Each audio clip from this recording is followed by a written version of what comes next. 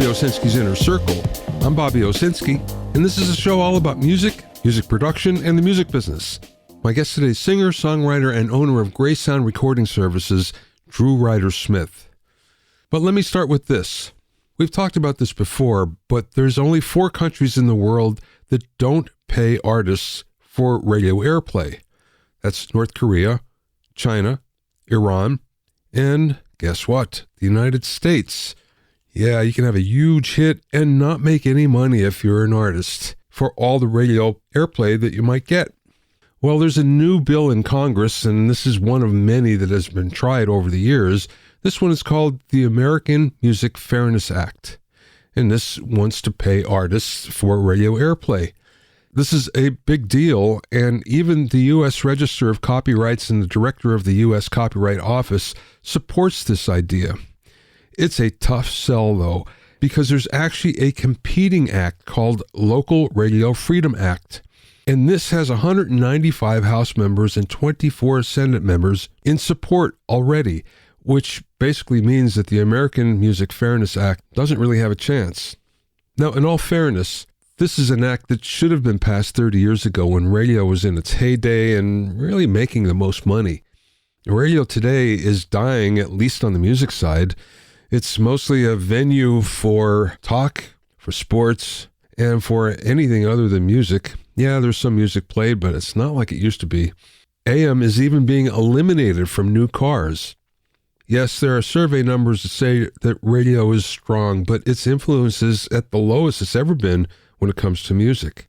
So, if this passes, and it's unlikely that it will, it's way late in the game and really won't help artists all that much.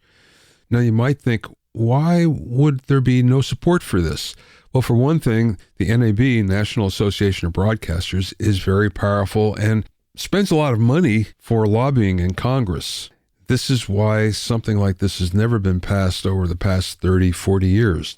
It's no different today, even though radio is suffering somewhat. So if the American Music Fairness Act ever becomes law, it will be way too little, way too late.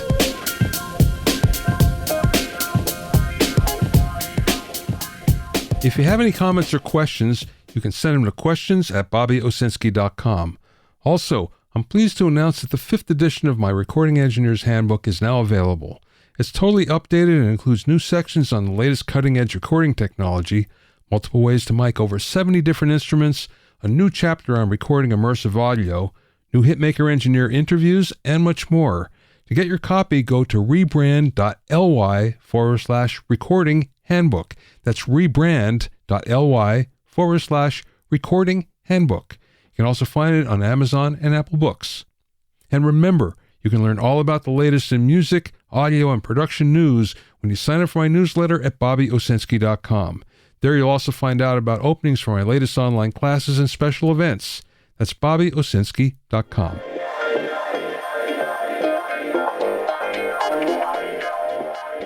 Now, the Las Vegas Sphere is in the news, and I'm sure you've seen something about it.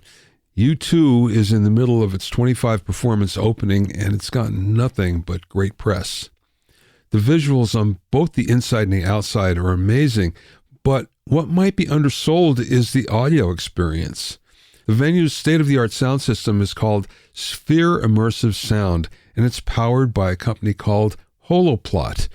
This system is being called the world's most advanced concert-grade audio system, and it features 3D beam-forming sound that can be focused on just about any specific seat throughout the 17,000-seat venue space. Now, this is totally mind-boggling.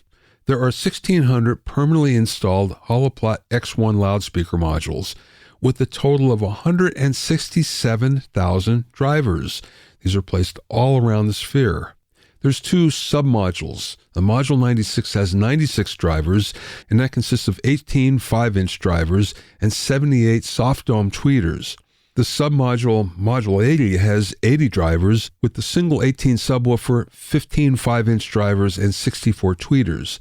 Now, each individual speaker has its own amplifier, and there are 27,000 or 31,000 watts for each submodule.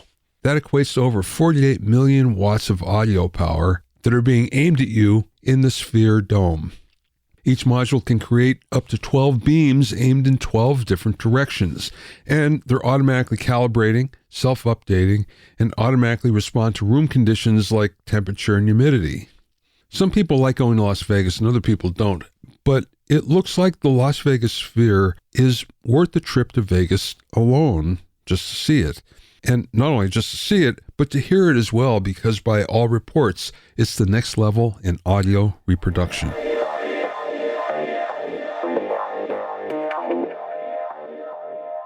My guest today is country music singer and award-winning professional songwriter Drew Ryder Smith, who's also the owner of Gray Sound Recording in Nashville and Charlotte, North Carolina, working as a producer and senior mixing engineer. Drew is also the author of the Before You Record course, which prepares new artists for their first recording session and walks them through what goes into making a record, imparting knowledge that he's gleaned from 15 years in the business.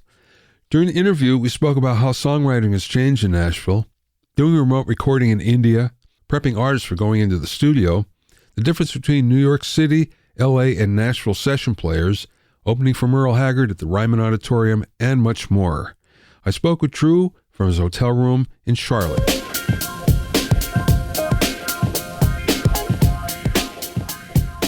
So tell me about your background and how you got in the music business. Man, I grew up in southern Middle Tennessee, so about halfway between Nashville and Muscle Shoals. Came from a pretty musically influential family on my mother's side, and they all played some instrument and sang, and but my father's side was avid music lover, so I really got a lot from both sides. I started playing guitar when I was about 10. That's when I started getting serious about that. And then about 12 or so, I started writing songs and just fell in love with that, man. Fell in love with the process and everything about it. And all these years later, still at it. You do a lot of different things, from songwriter to producer to artist to studio owner. What do you consider to be your main function? I think artist and songwriter is always kind of what comes first for me. The other things are what I consider to be a bit of a break. It's a creative break. And I love mixing, and I love being in the studio. I love producing other artists. It allows me to still do music, but I'm just using a different part of my brain to do it. And it's wild, man, because I've noticed when I'm mixing a song for somebody or an album, if I'm producing a record on somebody, I'm thinking about songwriting, and I'm thinking about performing. And then when I'm writing or performing, I'm thinking about producing other acts and thinking about recording. So it's wild, man. I'm in love with all of it, though. Yeah, I think we're all multitaskers, really. Sure. A little bit of ADD in every musician these days, so you do a lot of different things. Okay, so are you in Nashville now? Right now I'm in Charlotte, but yeah, based out of Nashville. That's right. Yeah. So how did you get from where you grew up to Nashville? Straight up 65, man. Right up the interstate. It was real easy for me. I've got so many of my peers and friends are 1,000 miles away from home. So I was really blessed to grow up so close to Nashville where if anything happens, I could be home in an hour and a half. Really blessed to be able to do that, because these other guys, if they have a family emergency, they're to scramble. They're trying to find flights, or they're driving 12 hours overnight. So that has given me a lot of comfort and really taken a lot of weight off. Still being able to be close to home like that. And I think that as a result of that, it's helped me to focus more on music and not worry too much about what's happening at home, because if I get too worried about it, I can just drop down, stick my head in, and say hey to everybody. So if you're only an hour and a half from Nashville, then you can almost commute there. Oh, yeah. I did that for a while. I did that for a couple of years, I guess. I went back and forth. Man, traffic I couldn't do it anymore. At the time, it was already bad enough, but yeah, traffic at that time was a lot better. And so I would drive back and forth every day. I did that for a couple of years before I officially moved. How old were you when you moved there? 24, 25, something like that. Did you find that your opportunities were better by being based out of there? Yeah, for sure. Just because it's so saturated, absolutely more opportunities. I think it's probably, I would guess, Bobby, it's probably the equivalent of trying to be an actor and not living in LA. You know, I think that sure, there's things you can do online and submit things, and you can, meet people and that sort of thing that are in that circle. But I think it helps a lot if you're just there and you can pop into shows anytime that you want. You can pop into meetings, you can grab coffee with somebody, in 15 minutes time. I mean, it's to be able to do that, I think makes a world of difference. When you first moved there, was your goal to be a songwriter or an artist? Really, man, my biggest goal was to be a songwriter. I wanted to have success as a songwriter. And then I guess I kind of figured, if I could do that, then everything else will fall into place. But the very first publishing deal that I signed, they signed me as an artist writer. So it all ended up happening at once, really. How has songwriting changed? I think, for me, I'm not sure that it's changed a lot. I feel like I still have the same process and go through the same motions that I did when I got my first deal 13 years ago. And you still show up and get in a room with, a couple other guys and write the best song that you can that day. So I don't think for me it's changed. I keep on hearing stories about, not so much in Nashville, although I understand it's changing, but I know in Los Angeles the way it's changed, where professional songwriters have always been sort of, well, what's hot? How can we do whatever we're doing for, and tailor it to what's hot rather than just making a great song? And now, because of loops and samples and all that stuff, it's basically changed everything, where the structure of a song is different. Sometimes there's no bridges or intros or whatever. Is that influencing you at all? Just the fact that song forms have changed? No, but it used to. I used to chase what was on the radio, but I was lucky enough to have some great guys that had been around for a long time early on that had always told me, man, that almost never works, because if you're if you're aiming for what's on the radio right now, then you're already behind. Yeah. You're late.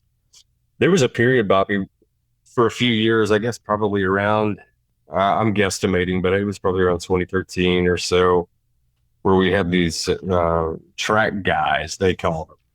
They came in, and these guys, they took no part in the song other than building loops and building tracks while the other guys wrote lyric and melody, and they sit there with a laptop and a pair of headphones. It was a pretty weird time, man. It lasted for a few years, but I honestly, I thought that it was going to be around for much longer than it was, but that has settled down. So there was a period there where writing kind of changed because the publishers there wanted you to be with track guys because you essentially got a free demo out of it. And it wasn't really free because it was, you were splitting publishing, with someone else, but there was no upfront expense. And I guess their thought on it was, well, if it becomes a hit, it's not going to matter anyway. Everybody's still going to make enough money. But yeah, that trend went away, and I was happy to see it go. It was a weird thing. It was very, most of the time it was pretty impersonal. It was guys that didn't even like country music, that didn't grow up on country music, didn't listen to it. And it was wild. It was a pretty wild time, but all that's kind of gone away now. Yeah, it's really hard to build a song when it comes to loops because you're limited to the chord changes that you have. Yeah. And that's why there's so many songs where you find the chorus is just an extension of the verse with more elements maybe, but it's the same changes and everything. And if there's a bridge, it's, a breakdown more than anything. So I listen to that stuff and I go, oh, wait, that's not the way songwriting should be. Yeah. Yeah, I agree. In all this, then, you got some studio chops. Yeah. For better or worse. Yeah. How did that happen? Man, by complete accident. I got Pro Tools right after I got my first deal. I had a buddy of mine built me a system, a guy named David Glass. And he's built a few computers for me now, I guess, specifically for Pro Tools. But really what I wanted it for was I wanted to make better quality work tapes. I wanted to have something that I could sit down and record, a clean sounding acoustic guitar, and then turn around and do a nice clean vocal on top of that, and just have a better, because at the time we weren't recording everything on our phones. I mean, you could, but it sounded better to go buy a digital recorder. But even then, it still wasn't great. So I just wanted something that I could make better, cleaner work tape recordings out. And one thing led to another, man. I was doing that and not trying to get fancy with it or anything else, but I would have guys that would come over and they go, well, man, I've been wanting to record some stuff. And then it would just turn into a whole thing. Well, can we add drums to that? And I went, well, I mean, yeah, I guess so. I've got a 2-channel interface, but we'll figure it out. And then I started buying, more gear and bigger gear to fit that. And it just got out of hand. So it's still pretty out of hand, Bobby. Yeah, Drew, that's the way that works, actually. You never stop, I don't think, with that. Yeah. Because there's always something cool that's brand new. Okay, so eventually Greyhound Sound became something official then. It did, yeah. I guess it was right before the pandemic.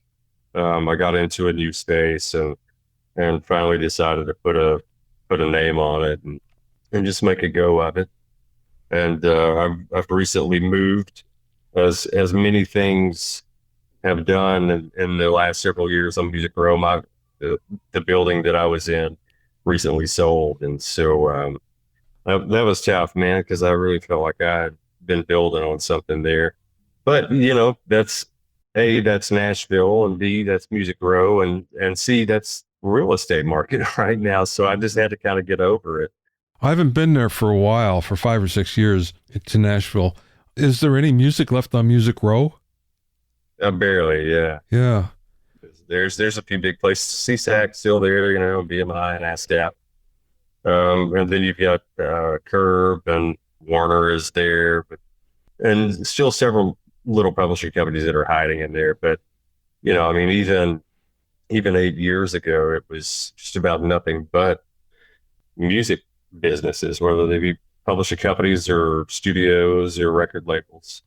And it's definitely not that anymore.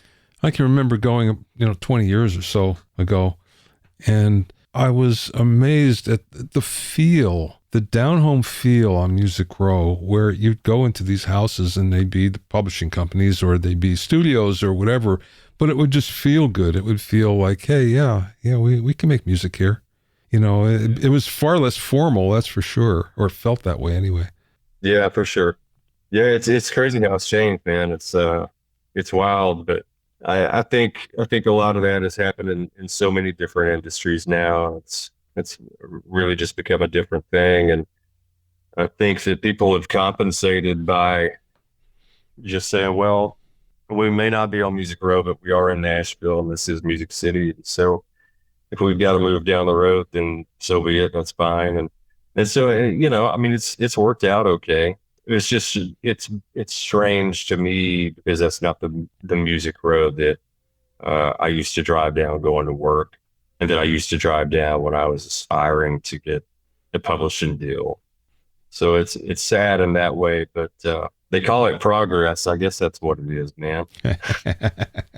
Yeah, I saw on your website, the Greyhound Sound website, that you do remote recording. Yeah, we've got the ability to do that now, which is pretty wild. It's an amazing thing, man. I mean, I've done sessions in India before, and vice versa. It gets a little weird doing stuff that far away because of the time difference. And then, like, what I learned in India was that I thought that every time zone was just, I thought it changed just a straight up hour. So it's, Central Time at 6 o'clock, Eastern Time at 7 o'clock. On the West Coast, it's, 4 o'clock. But in India, it does a half hour. So they were like 11 and a half hours or something like that. It was something really odd. And it was really confusing. It took us a couple of tries before I figured this out. And so it took us a couple of days so you can just figure out what the right time was that I was supposed to be there. But yeah, it's wild, man. It's incredible what you can do. But I've recorded stuff. I'll go into the studio late at night. It's early morning there. But yeah, you can do it all over the world. It's really incredible how technology has carried us. You definitely couldn't do that with a telephone and a 2-inch tape machine years ago. So So you have a fly pack then? yeah, I do. I don't use that a lot, but well, I say I don't use that a lot, but that's not true. I'll take it with me everywhere I go just in case. Like I said, I'm in Charlotte, North Carolina today, and I mixed a live performance from Jamaica. Weird stuff like that, man. Was it one of your performances or a client? No. It was on someone else. Yeah. Yeah. Is that where you do most of your mixing in Charlotte? No. I'm just here for business. I played I did a TV thing in Richmond, Virginia last week, and then played in Roanoke last weekend. I did a class over the weekend for the Southwest Virginia Songwriters Association, which was really a ton of fun. We did that. And then yesterday I drove down to Charlotte. I'll be working here at a studio here during the week. And then this weekend I'll play in Charlotte, I think on Friday night. Okay, speaking of teaching a course, you have a course before you record. So tell me about that. Man, it's just a fun little thing that I put together. When I started producing artists, what I figured out was that, a lot of them were doing their very first recordings. And so I had all this experience through doing artist deals and as well as doing tons of demos with, because of being with a publisher. So I'd been in the studio a lot. I'd learned so much from that. And so when I started producing these other artists that were, making their first recordings, I found myself telling each artist the same information every time. And, I need lyric sheets like this, and I need it labeled like that, and I need these things on a thumb drive, and I need this on, a large format drive, and I need you to email me these things. I need you to record this. We're going to change that. So let's do this. And it was just this huge list of stuff. And somewhere in the middle of that, I thought, I should really just make like a PDF or something, because this gets really old doing this every time. And it would take up so much time just prepping artists for going into the studio. And so finally I thought, well, man, maybe there's something to that. Maybe I should just make some videos. And from that idea, it kind of turned into a course that I put online. Yeah, that's very cool. And it's true. There are, if you don't have experience, you don't know what to do. Well, it's a terrifying situation, man, because it all happens so fast. Yeah. You go into a studio with these session guys. I mean, these are not dudes from your hometown. These guys they make records every day. They're in the business to make records, and it doesn't take them long to do it. And so, if you don't have experience with that, you go in and everything happens, and then it's just done, and you go, my God, what just happened? Yeah. And it's hard to take anything from that experience. I would say the first few times that you're in the studio, it's hard to learn much from it, because everything is happening around you so quickly, and there's so much happening. And there's, even down to just the lingo, just the studio jargon that you're not familiar with. It takes a while to learn all of those things.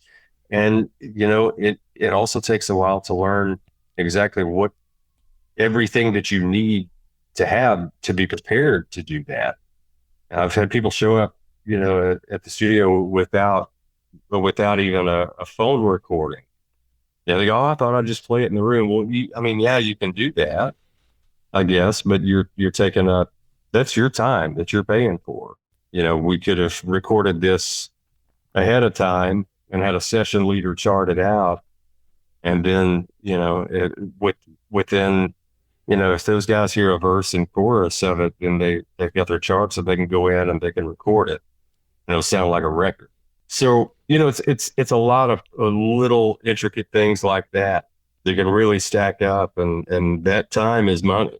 I'm really surprised at the difference between New York and LA and Nashville session players. And Nashville seems to be, I don't want to say more professional because that's not the case, but they're faster, they get to the point faster, and it gets finished faster.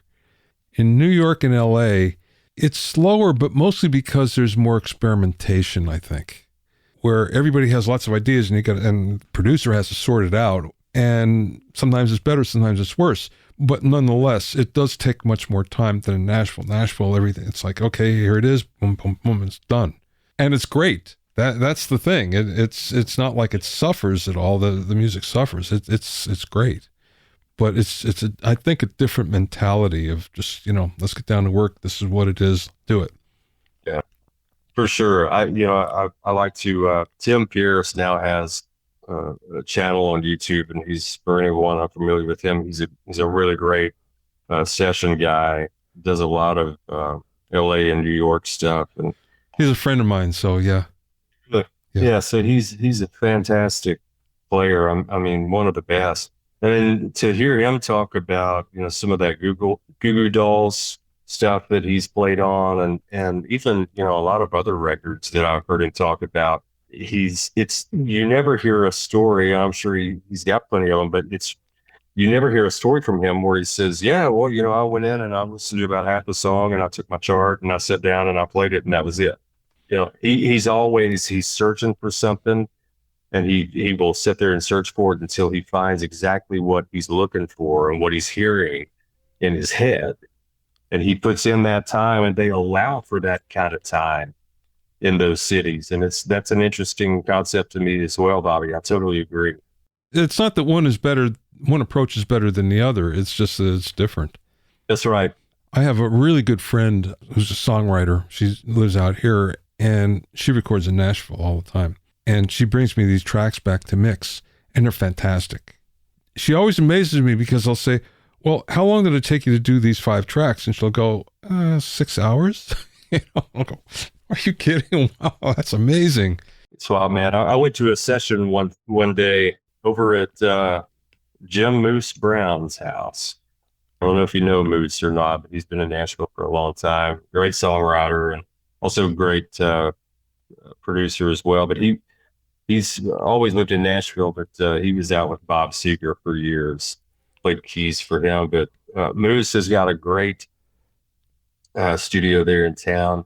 Anyway, I went to a session one day, and it was on a Saturday, which is wild. You don't hear of a lot of sessions that are happening on Saturdays, but man, they cut 20 songs that day. And it was just blow your mind. Yeah. And they're all great, I bet. Yeah, they were excellent. Yeah. Well, let's come back to your studio here a little bit. So one of the things you like to do is mix. Tell me about your mixing, favorite plugins or techniques or anything like that. All of them, man. I love all the plugins. I use a ton of plugin alliance stuff, a ton of waves as well. Use some other things, native instruments and things like that. But man, I'm really in love with mixing. Well, I'll take that back. I'm really in love with mixing other people's work. I have a hard time mixing something that I've put together for myself because I think I'm too close to it. And I want to hear everything that's in the track because I know everything that's in the track. I know every detail, every tiny little thing. You just can't make everything prominent. It's just not meant to be that way. So I love doing records and demos and anything else for other people. And I am a plug-in nut. I do have some outboard gear that I love. I've got an old 1178 that belonged to Richard Dodd, and bought that from him, I guess a few years ago now, once he moved to Nashville and decided he was just going to start doing mixing. But that 1178 has been on Tom Petty records. I think it was on like the Wildflowers record, and it's been on Roy Orbison records, and tons of other great stuff. And that's a really magical piece to me. I run everything through it, just because I feel like it's got some sort of magic in there. And but yeah, I run everything through it and just kind of let it do its thing. When you set it up, is it 4-to-1 ratio that you're using? Just out of curiosity. No, I actually use a 12-to-1 ratio on the 1178, and there's something about the 12-to-1 on that 1178. And to be honest, I don't have a ton of experience with other 1178 units. I've got a ton of experience with 1176s, the blue face, silver face, black face, all of those. I know all of those really well, but I had not messed with an 1178 a lot, just the 1176. And on the 1178, I have found, at least for everything that I've done, a 12-to-1 ratio, it just, for whatever reason, just works. And it has it's got you can link it and unlink, the left and right sides. It's a really fun little piece, but I think I typically use it. I'll leave it unlinked and run a 12-to-1 ratio. And I know about how much to push into it just to get it activated, so, and it has cool little things that I've picked up in the time that I've had it, where I've noticed that if I link the channels back together, just make it a stereo compressor, then with both channels linked, it kind of narrows my mix a little bit. I love little things like that. Yeah.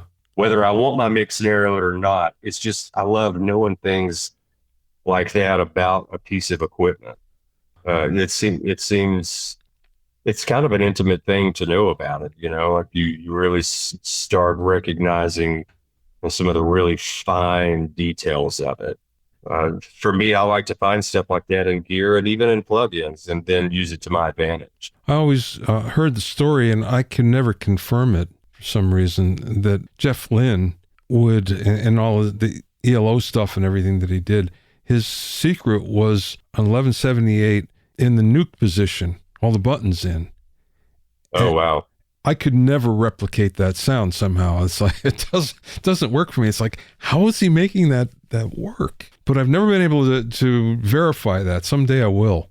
That's funny, man. I will, I haven't spoken with Richard since I bought that piece of gear from him, but I know that Jeff had, and I've got a list. It's in Nashville, actually, but I've got a list of records that went through that 1178. And there were one or two Jeff Lynne records that went through there. It's funny because it was like, when I saw the list, it was Tom Petty, and then I noticed Trappin' Wheelberries, and then I noticed that Richard had used it on Roy Orbison, and then Jeff Lynne, and I was like, man, there's a pattern here. Right. Yeah, it was like he mixed the Wheelberries and then everybody else, and a couple of George Harrison records, and I don't know which came first. I don't know if he was doing those guys individually first, and then when the Wheelberries came around, they called him. But either way, it's cool to have all those names on it. But I have tried the nuke position. I've tried the all buttons in on it, and it's pretty. The 1178 is pretty touchy. It's an interesting thing. I was expecting it to be more like the 1176, and in some ways it is. But in a lot of ways, it's kind of its own creature. It still has that 1176 sound. They do sound similar, but they react very differently. I don't want to forget about this. Tell me about opening for Merle Haggard at the Ryman. Man, that was a crazy experience. To play the Ryman Auditorium is such a wild thing anyway, just in and of itself. But to get to play there with Merle Haggard was even more special. He had, I don't recall if he had just recorded one of my songs or if he was about to record one of my songs, but either way, got to open for him at the Ryman. It was a sold out show. Haggard always did 2 nights at the Ryman. He kind of had to, because the first night that he would do, it was all industry people. So it was like the fans couldn't even get to see him perform at the Ryman. And so he he started doing 2 nights there for that reason. And I played on night one. And so I got to play in front of tons of my peers and, industry vets. And it was a cool thing. John Prine was in the crowd that night. Wow. And he's a big hero of mine. And it was tons of people. But yeah, it's really special to be there. And, my mom was on one side of the wings, and then Merle Haggard was on the other. So it was a special night. Yeah, no kidding. Hard to top that. Yeah, it really is. Yeah. Tell me about your new EP. It's my first self-titled EP. It's crazy writing songs for as long as I did without putting anything out. And I finally figured out that I was not putting out my own music. I think it was all fear-based. Because I'd been moderately successful as a songwriter, and I thought, well, I've been on the road, I've done all these shows, I've had my songs recorded by all these other people, but I've never put anything out. And I'm, somewhat respected amongst my peers in my industry as a songwriter. So what are they going to think if I put something out and it sucks and it falls on its face, And I finally figured out, man, that just doesn't matter. What matters is just putting out music. And so last year I started putting out songs, and then this year we put out an EP, and it's really been a ton of fun. It's been great. And we got stuff that's sitting on the shelf right now that's all but ready to go, and I'm excited to get it back out. Being an artist. Yeah, being an artist. As it should be. All right, Drew, last question then. What's the best piece of advice that maybe somebody imparted to you, or maybe you learned along the way? I think the biggest thing that I've learned is that you just got to show up. And showing up doesn't mean being in Nashville. It's, whatever it is that you're doing, if you want to be an artist, do whatever you can every day to book shows or to get better, to own your craft. If you want to be a songwriter, then write every day. But none of those things improve if you're not showing up, and if you don't have the self-discipline to get up and try to be better at what you want to do every single day. And in the moments that you can't be working on it, you should at least be thinking about it. So that'd be what I would suggest.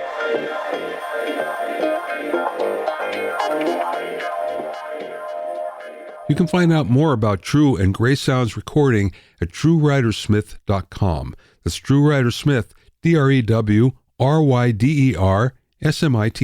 all one word, .com. Thanks for listening and being in my inner circle. Remember, if you have any questions or comments, you can send them to questions@bobbyowsinski.com. You can also learn all about the latest in music news, audio, and production news when you sign up for my newsletter at bobbyowsinski.com. There you'll also find out about openings for my latest online classes and special events. That's bobbyowsinski.com.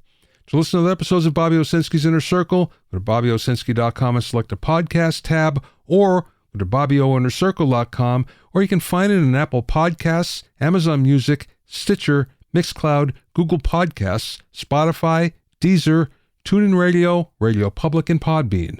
At bobbyowsinski.com and bobbyoinnercircle.com, you'll also find a sign-up form for my newsletter and for alerts for new podcasts. This is Bobby Owsinski. I will see you next time.